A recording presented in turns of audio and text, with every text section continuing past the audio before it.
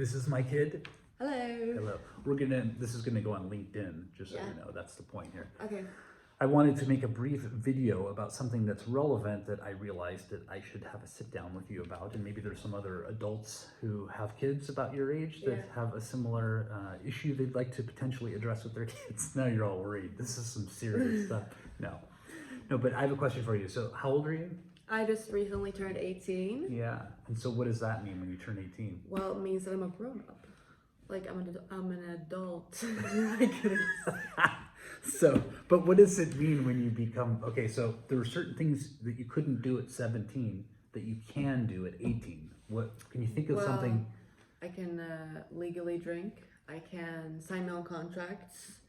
I can get my own letters, like and sign in my name. Yeah, and the bank accounts are. Yeah, my bank is. You have direct access now as opposed to your parents before. Yeah, like before I couldn't see anything, now I can see everything.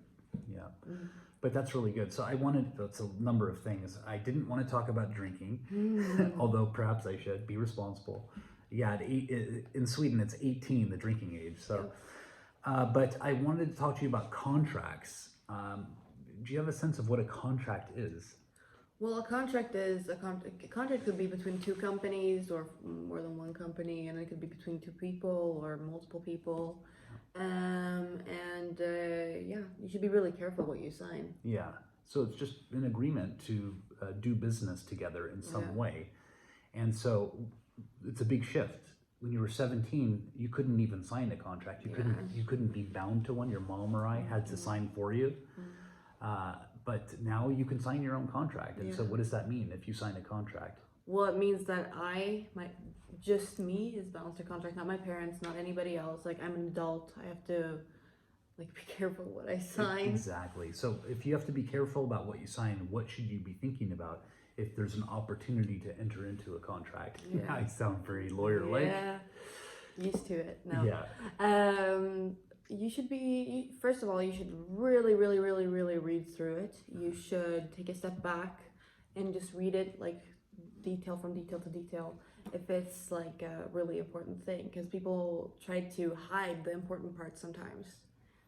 It's very good, Cassandra. That's exactly what I'm concerned about. I'm concerned about, like, when we go to the market, sometimes we're trying to pick healthy food as an example.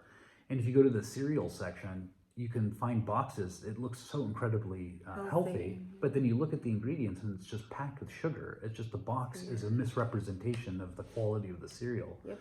What I'm a little bit worried about is you getting opportunities that are contracts and they look wonderful. They look exciting. Things look free. But then when you sign on it, then suddenly invoices start coming in and you're liable for things that you didn't understand. So I think it's really important, as you said, anytime a possibility comes up of entering into a contract where you'll have your own responsibility now, you said take a step back, put the brakes on or whatever you said, definitely do that and make sure you know the details and discuss it with your mom or I, or you can discuss it with your parents or any trusted adult just to make sure you don't make a mistake there.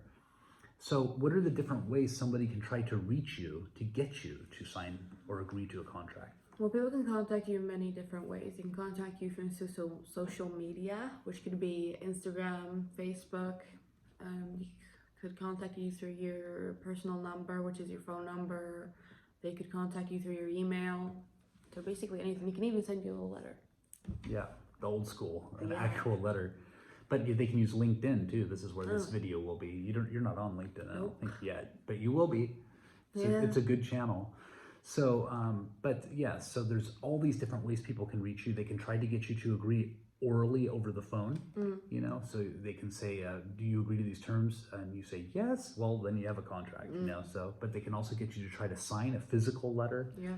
They can send, I don't know if you've gotten this yet, but on your cell phone, you can get a text message for a very quick and easy loan that you just accept by your phone. Yeah, so you have to be very careful that you don't accept that. But also definitely any different types of social media channels. I mean, it's amazing. There's a lot of different ways people can try to reach you and make things sound good that aren't good opportunities. Be very careful. The other thing, that's about contracts. The other thing is people can misuse your information if they get a hold of it as well. So what kinds of information do you think you really need to guard? Well, my personal passwords to everything, which includes my social media, my bank, anything in my bank. Yeah. And yeah, I think those are like, there's more details, everything, but my personal passwords to everything. Exactly. So passwords, bank accounts, just the numbers, yeah, so there are different avenues people use to try to assemble the information they need to get to your money. So, but that's basically what I wanted to cover, and I thank you for your help. No problem. What do you think? Do you feel scared about this being 18 and all this responsibility? Do you feel like you have a good strategy for managing, or? Well, I feel excited. I feel Good. like I've gotten a lot of help from my parents, and it's made it a lot easier for me to understand everything. Yeah. Good. So then just beware when it comes to contracts. If you want to share this video with kids that are in their teens, I think it's great to have an opportunity to really think about all of these moments where you might be entering into a contract without realizing that you're doing it or realizing the consequences. You're like, I'm so sick of listening to him talk like this. This is actually how I talk at home. No, but, and then also to keep information close, your personal, your social security number, like your personal number, your bank account numbers, any passwords. And even if you have trusted friends, you have to be very careful about the number of instances where you're sharing these things. It just creates a greater probability of misuse, even if it's not intended that way. People can lose the passwords and such. So, so all right. Well, take care of yourself. Thank you. Me too. Oh, my voice. Ciao. Ciao. Stay healthy. You too.